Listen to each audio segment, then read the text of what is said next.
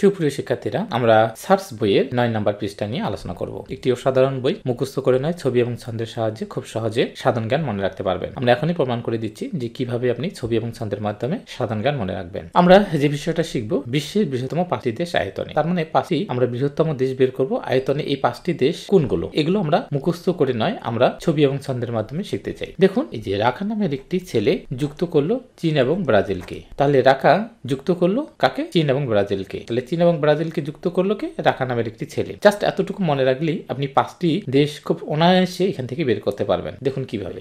রাকা, রাকার রাতে হচ্ছে রাশিয়া আর কাতে হচ্ছে কানাডা। তাহলে রাকা, রাতে রাশিয়া, কাতে কানাডা। রাকা যুক্ত করলো, যুক্ত হচ্ছে যুক্তরাষ্ট্র, যুক্ত করলো কাকে? চীন এবং ব্রাজিলকে। তাহলে দেখুন কত চমৎকার ভাবে রাকা যুক্ত করলো চীন ও ব্রাজিলকে। এই কৌশলটির মাধ্যমে আমরা 5টি দেশ বের করলাম। রাকা, রাতে রাশিয়া, কাতে কানাডা। রাকা যুক্ত, যুক্ত যুক্তরাষ্ট্র। রাকা যুক্ত করলো কাকে? চীন এবং ব্রাজিলকে। এই যে 5টি দেশ পাইলাম, এই 5টি দেশ কি? এই 5টি দেশ হচ্ছে আয়তনে পৃথিবীর বৃহত্তম দেশ। তবে একটা বিষয় মনে রাখবেন, আমাদের পৃথিবীতে কিন্তু মোট রাষ্ট্র রয়েছে 233টি। তাহলে পৃথিবীতে মোট রাষ্ট্র কয়টি? 233টি। কিন্তু পৃথিবীতে স্বাধীন রাষ্ট্র রয়েছে কিন্তু 195টি। তাহলে এই তথ্যটা আমাদের মনে রাখতে হবে। তাহলে আমরা 3টা তথ্য আমরা জানলাম যে বিশ্বের বৃহত্তম 5টি দেশ। তাহলে এটা আমরা জানলাম বিশ্বের বৃহত্তম 5টি দেশ আয়তনে, সেই হচ্ছে 5টি। রাখা যুক্ত করলো চীন এবং ব্রাজিলকে। এবং প্রশ্ন যদি আসে পৃথিবীতে মোট দেশ কয়টি, তাহলে 233টি। আবার প্রশ্ন যদি আসে পৃথিবীতে মোট স্বাধীন রাষ্ট্র কয়টি, তাহলে আবার অ্যান্সার হবে 195টি। আশা করি চমৎকার মাধ্যমে আমরা